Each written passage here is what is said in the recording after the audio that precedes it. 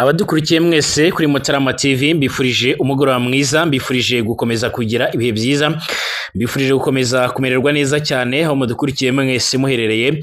Tugiye kugaruka ku makuru agezweho muri kano kanya, amakuru akomeje kugenda avugwa cyane cyane amakuru agaruka n'ubundi kubikomeje kubera hano ku butaka bwa Repubulika ya Demokarasi ya Kongo ndetse no mu karere k'ibiyaga bigari. Hakomeje kugenda havugwa amakuru menshi cyane agiye atandukanye. Reka mbifurize umugoroba mwiza rero kuri uyu wa mbere ku itariki ya 18 z'ukwezi kwa munani umwaka wa 2025. Mbabwira ngo mbifurije amahoro y'Imana cyane, mbifurije gukomeza kumererwa neza kandi mbifurije ishya n'ihirwe cyane. Reka turebere hamwe rero amakuru agezweho muri kano kanya, reka turebere hamwe ibikomeje kugenda bigaragara muri kano kanya. Muri Kivu y'Amajyepfo rero umutwe wa 23 wongeye kwamaganira kure ibitero bikomeye cyane bikomeje kubibasira. Ku munsi w'ejo bivugwa ko habaye urugamba rutoroshye, n'urugamba byemezwa ko rwaje kugaragaramo indege z'intambara ntoya zitagira abapilote. Aya ni amakuru yakomeje kugenda asakara ku mbuga nkoranyambaga ku buryo ibingibi biri mu byaje kurakaza uyu mutwe wa 23 maze biza gutuma bafata umwanzuro w'uko batagomba kwitabira ibiganiro byagombaga gukomeza ku munsi w'ejo kwa by'umwariko idoha mu gihugu cya Katari. Nubwo kugeza amagingo aya ngaya ariko kandi ibi biganiro basa naho batagomba kubyitabira nk'uko bamaze kubyemeza, ntabwo impamvu nyamukuru ari iyi mirwano, usibye ko nayo byemezwa ko yaba yabigizemo uruhare, kuko kugeza amagingo aya ngaya iyi mirwano by'umwariko ikomeje kugenda iteza ibibazo bikomeye cyane nk'uko amakuru akomeje kugenda tugera bivuga, kuko kugeza ubu ngubu abakurikiranira hafi ibigendanye n'ibikomeje kubera ku butaka bwa Repubulika ya Demokarasi ya Kongo bagaragaza neza yuko iyi ntambara ubwayo uburyo ikomeje kugenda ihagarara cyangwa se uburyo ikomeje kugenda imera ubwabyo bishimangira ndetse bikanerekana neza yuko impande zombi by'umwariko zisa naho zitigeze zubahiriza ibigendanye n'aya mahame nk'uko bigaragara. Turagaruka mu buryo burambuye rero mu buryo uyu mutwe wa 23 waje no gushimangira ndetse ukanatanga ibisobanuro byemeza ko badashobora kongera kwitabira ibi biganiro birimo bigomba kuzabera idoha mu gihugu cya Katari. Kaze kuri mwebwe mwese, mbifurije ibihe byiza rero, mbifurije kumererwa neza ku badukurikiye bari mu Rwanda, abari muri Uganda, Tanzania, Kenya ndetse n'ahandi, abari mu bihugu bya kure, mbifurije kumererwa neza ndetse mbifurije amahoro y'Imana cyane.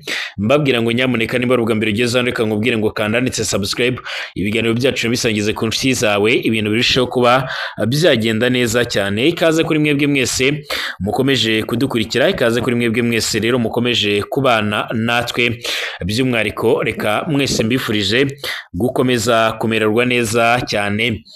Reka aya makuru rero tunayahere kwanza muri Kivu y'Amajyepfo ahakomeje kubera icyo nakwita nk'urugamba rukomeye cyane. Muri Kivu y'Amajyepfo rero hongeye kubera urugamba rukomeye cyane guhera ku munsi w'ejo, urugamba byemezwa ko rwaje kugaragaramo icyo twakwita rwose nk'intwaro ziremereye cyane cyane yuko ari urugamba byemezwa ko rwaje kugaragaramo by'umwariko n'indege z'intambara, indege zitagira abapilote nk'uko bikomeje kugaragara. Izi ndege rero by'umwariko zongeye kugaragara mu gihe nyamara impande zombi zasaga naho zirimo kwitegura gusubira idoha mu gihugu cya Katari, ariko ibintu bikaba byongeye kuzamba, bikaba byongeye gufata indi ntera. Twifashishije amakuru yamaze gushyirwa agaragaza amafoto ndetse n'amashusho by'izi ndege zirimo kugaba ibitero hano muri Kivu y'Amajyepfo by'umwariko, turagaruka no ku nkuru kandi zamukomeje kugenda zigaragara. Ku munsi w'ejo umutwe wa 23 hari ku cyumweru tariki ya 17 Nyakanga nibwo washinjije ihuriro ry'ingabo za leta ya Repubulika ya Demokarasi ya Kongo rero kugaba ibitero mu duce twa Nzimbira ndetse n'ahitwa Kanyura rikoresheje intwaro zirimo na drone z'ubwiyahuzi nk'uko bigaragara.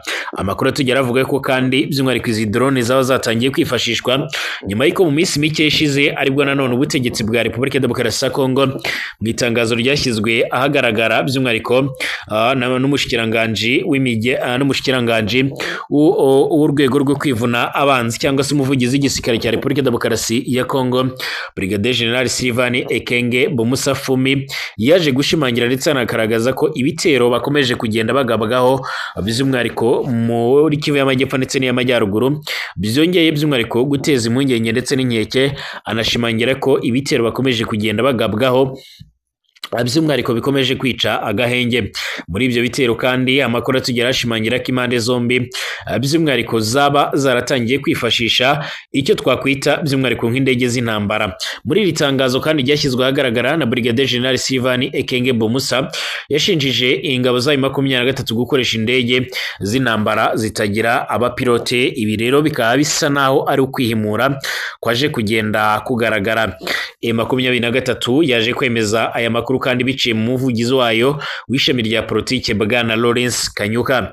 Yagize ati ingabo zihuje z'ubutegetsi bwa Kinshasa zagabye igitero gica mu duce rero dutuwe cyane na Nzimbira ndetse na Kanyura ndetse no mu nkengero zaho ngaho kuva mu rukerera rwo ku cyumweru tariki ya 17 Kanama, bakoresheje imbunda ziremereye cyane ndetse na drone z'intambara zitarimwe abapilote.